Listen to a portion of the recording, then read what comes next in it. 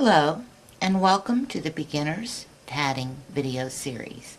Today, we're going to make a thrown ring, that's this little jewel, using the needle. You'll have to excuse me, it's like I've swallowed a frog, but I have allergies, and they're really flared up today.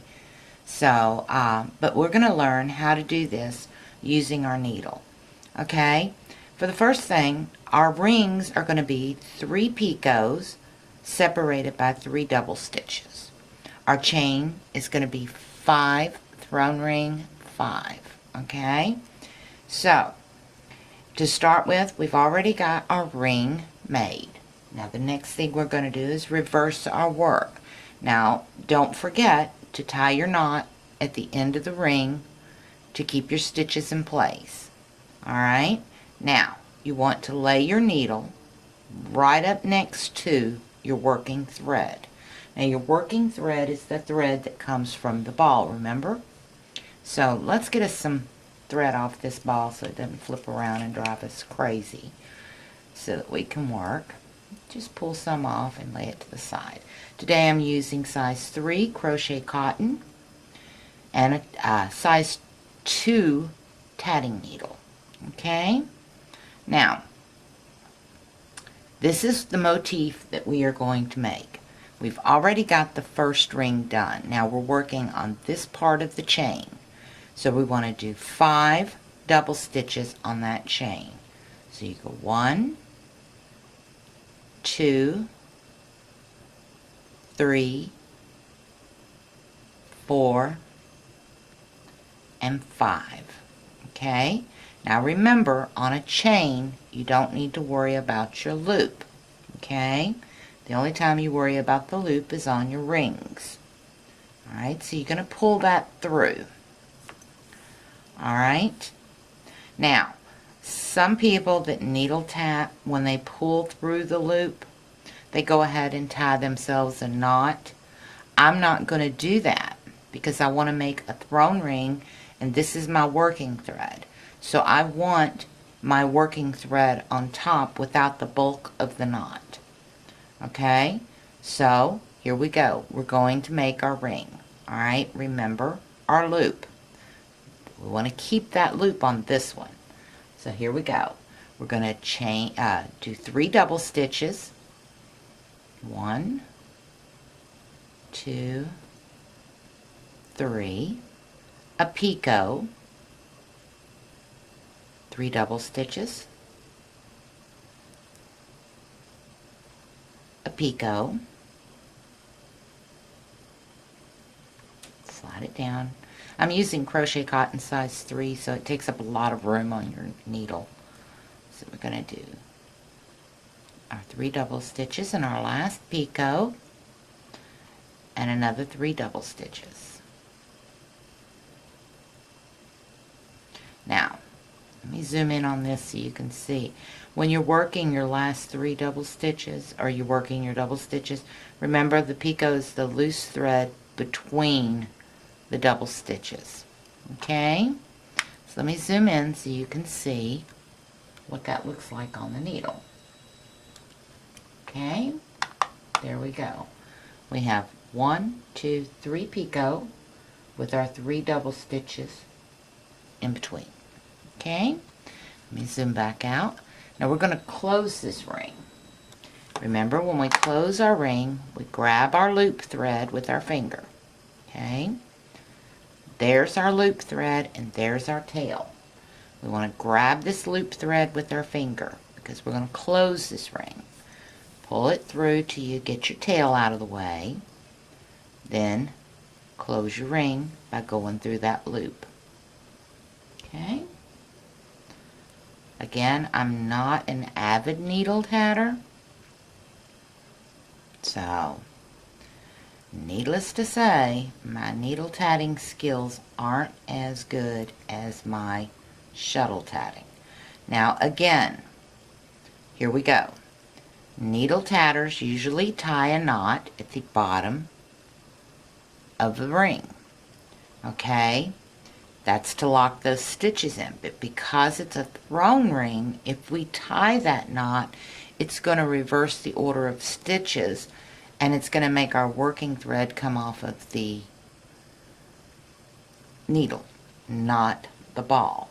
So I don't. You can if you want, but you're going to have to fidget with it to get your working thread back on top. So it's your preference. Alright, now what you want to do is lay that needle. See what I'm doing here? Lay that needle. Let me zoom in. That thread out of my way. So you can see where that needle lays on that ring. Okay? You want that needle to lay right next to that last stitch of your ring. You see that? Because this chain is going to butt up against here, the other chain. Alright? So here we go. We're going to make our 5 double stitches.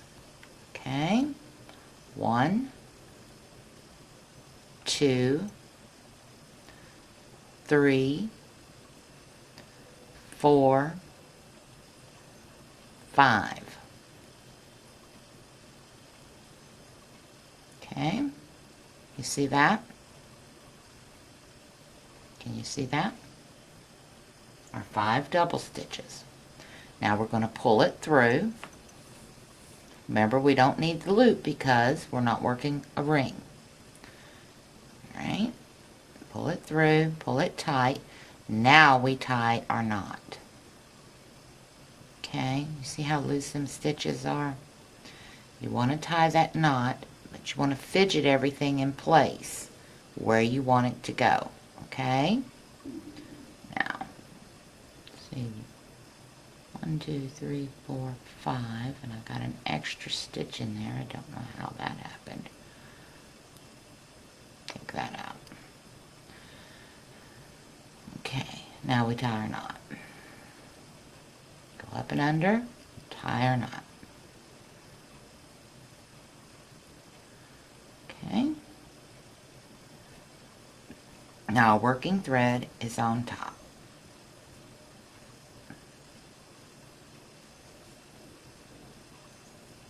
Okay, you see that? Thrown rings are easy on a needle, but it's a little more fidgety. Okay, so here we go. Now we want to make a ring, okay, and we're going to join it here. We've got our knot in place. Now lay our thread and our needle like that. Do you see that? Now we're going to do our 3 double stitches. It's 1, 2, and 3. And we're going to join to this picot. Remember, slide it up our needle. And like I said, tie it around your hand to keep it tight for when you're joining, because you don't want to lose that thread.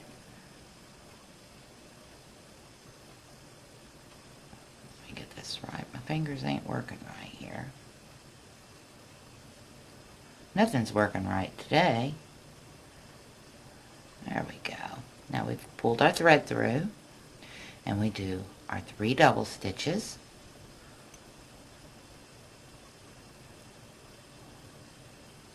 Another picot.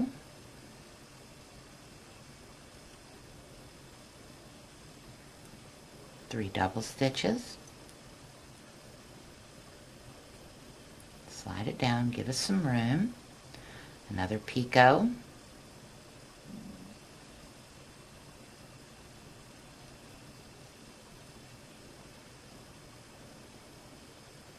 Okay, and we're ready to close that ring. Remember, grab our thread in our finger and close our ring. Come up through the loop, close it completely. We're going to tie our knot in. Okay? And what I do is I rotate the work or reverse the work and tie that knot down. That way it puts my working thread in the right position. It's just a little trick that I do. But there you have it. Let me cut that off so you can get a better view of it. And again, this is size 3 crochet cotton. and a number 2 tatting needle. And there you have it. Now you can see the difference between with this.